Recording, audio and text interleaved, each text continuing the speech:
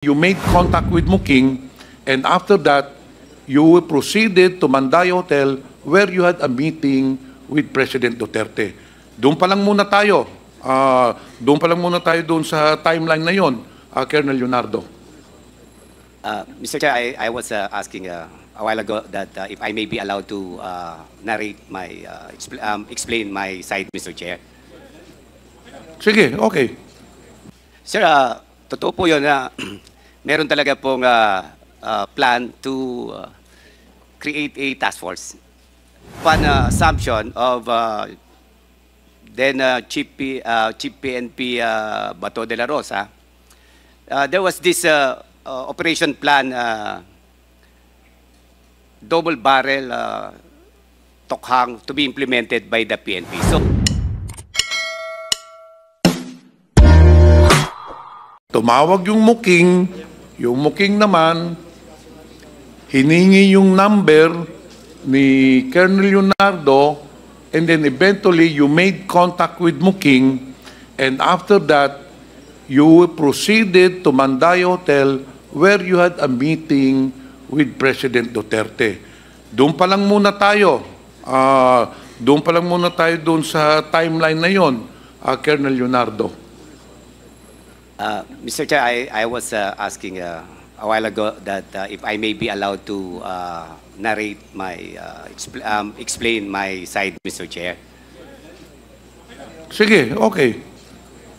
Sir, totoo po yun na meron talaga pong plan to create a task force. Actually, since we were still young in our career then, we are thinking, operational level lang po yung thinking namin. But that task force that was planned was, it was just a plan. It did not materialize, Mr. Chair, because upon assumption of then Chief PNP Bato de la Rosa, there was this operation plan, double barrel Tokhang, to be implemented by the PNP. So that task force that was planned is no longer applicable, Mr. Chair. Yun po ang nangyari.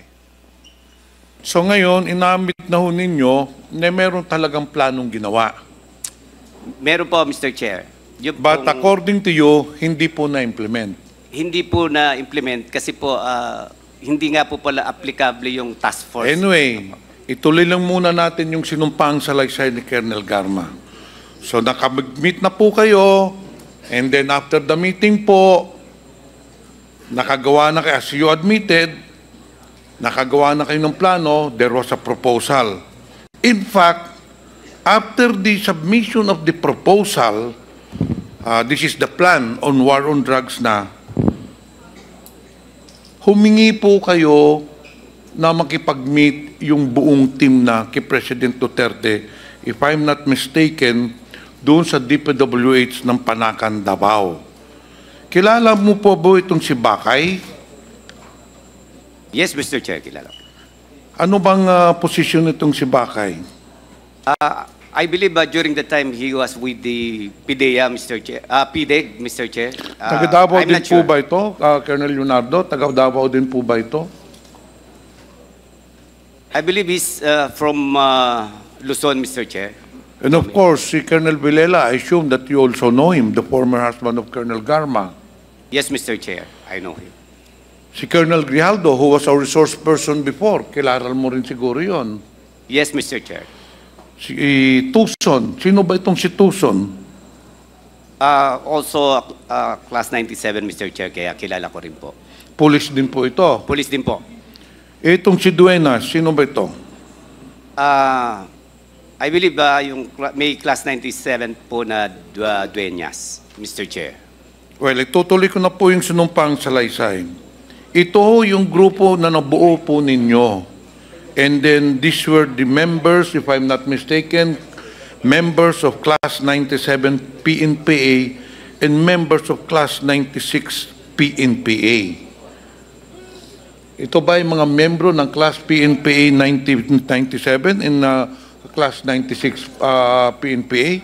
itong mga binanggit kong mga personahe sa inyo? Yun po, opo, Mr. Chair.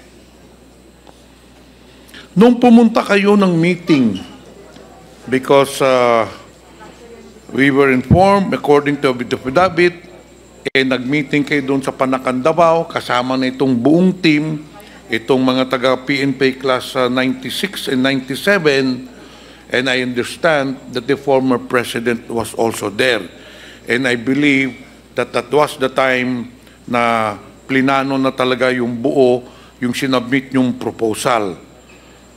In fact, according to the affidavit, in-inform mo pa Colonel Leonardo, si Colonel Garba, na yung structure, yung proposal, yung plano, mapapalitan dahil there it would go under changes. Inamin nyo kanina na may plano na ho, hindi ba? Pero pinalitan ho ninyo because it will undergo changes. Ano ho yung pinalitan ninyo? Actually, Mr. Chair, plano po yon na yun nga, magbubuo talaga po ng task force. Totoo po yun, Luzon, Visayas, and Mindanao. That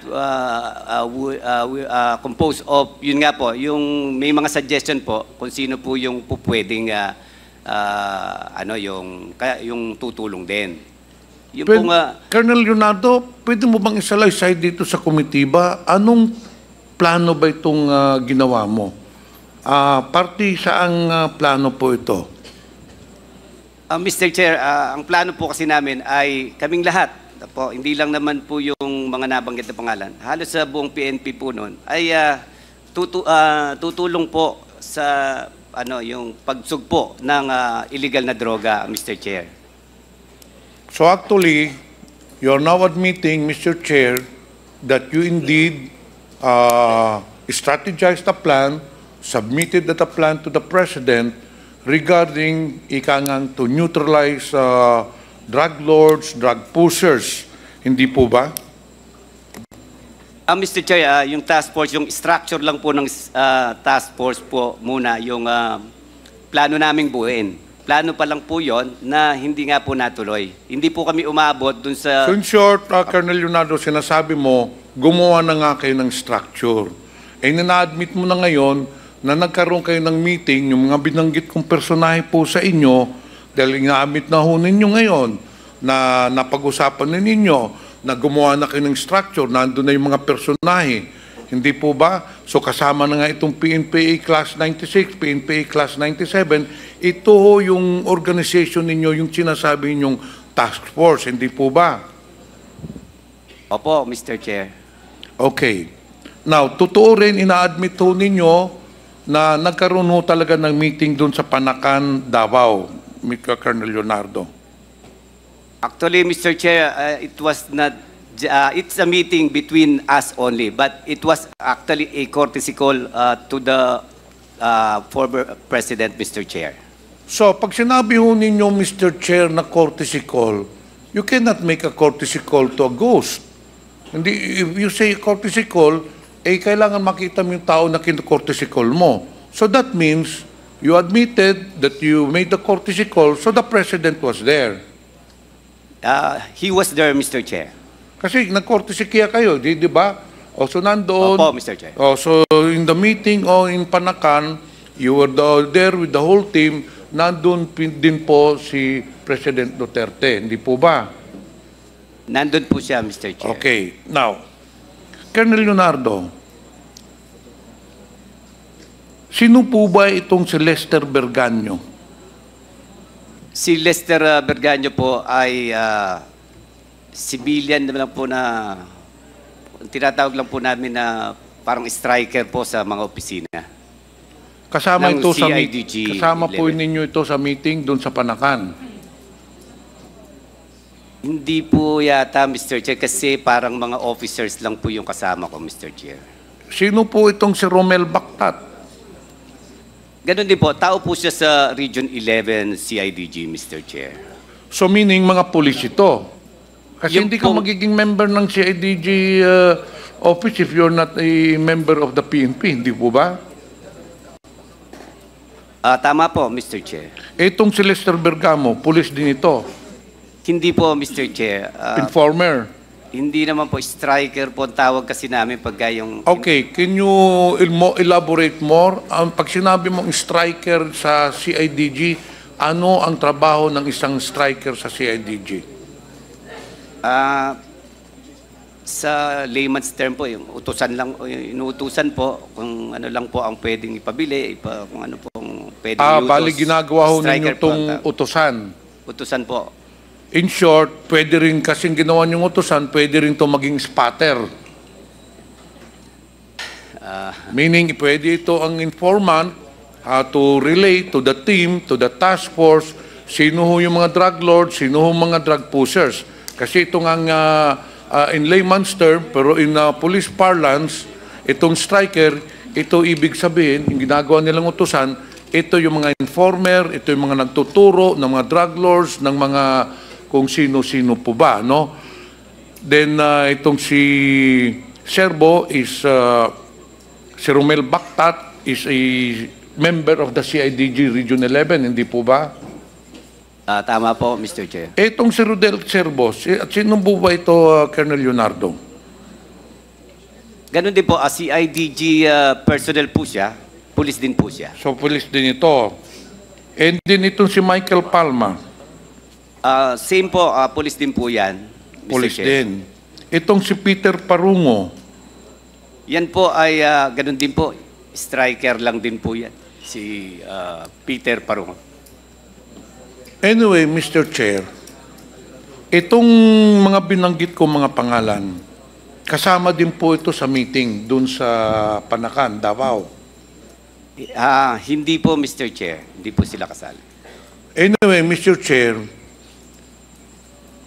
hindi kasama itong mga binanggit kong mga personahe, pero this was part of the team. Ito po ang kasama dun sa team na binuo na structure ni Colonel Leonardo. And Mr. Chair,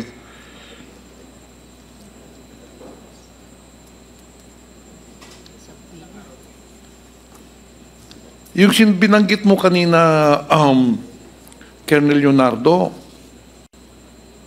meron pa po kayong kopya ng proposal o po yung structure na sinasabi ninyo? Actually, plano lang po yun na parang Luzon, Visayas, Mindanao po, lalagyan ng mga tao. Ganun po ang plano namin, Mr. Okay, Chair. what exactly is the plan, Mr. Chair, Colonel Leonardo? Pwede kasi structural organization yan. Pwede mo bang pakisalaysay dito? Sino ang head? Mayroon ba yung klase? Kagaya ng sa corporation, meron tayong chairman, may board of directors, meron pong tayong presidente, tapos may mga middle managers. Ano ba yung structure na binabanggit ninyo dito para malinawagan po ang komitiba? Actually po, yun nga po yung plano na kung akala namin uubra po yon na maglalagay po ng isang officer sa Luzon, maglalagay po ng tao niya, tapos sa Visayas maglalagay din po ng tao to be led by isang officer din at saka sa Mindanao. Ganun po sana ang plano. But Pero it's lumabas. very clear, Colonel Leonardo, na itong structural organization na binabanggit mo, well, pag sinabi mong structural organization, there is a head, merong mga operatives, merong mga middle managers, ganun po ang structural organization eh. So meron pong talagang amo kayo, merong mga middle persons, merong top level management, and then may mga operatives. So I assume that you were the head of this task force together with PNPA 96 and 97, and then yung mga operatives mo, yung mga civilians na, yung sila Bactat na, sila Serbo, yung sinasabi ko. And then, itong structural organization na sinasabi mo, itong task force na sinasabi mo, sa gaya ng sinabi mo kanina, Colonel Leonardo, ito yung main purpose is gamitin yung structural organization to war on drugs. Hindi po ba? Tumulong po sa war on drugs, Mr. Chair. Ganun na ho yun. Tumulong o basta in short, yun ay ginamit, yung structural organization. Pero ang sinasabi ho ninyo ngayon ay hindi na implementar. Pero yun po, kasinungalingan na po yun.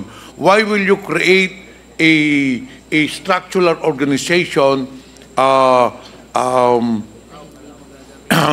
composed of top police officers, of operatives na nakikita natin, mga operator talaga ito, tapos it would not be implemented. In fact, doon sa structural organization, napag-usapan ho ninyo, Colonel Leonardo, once the task force is already operational,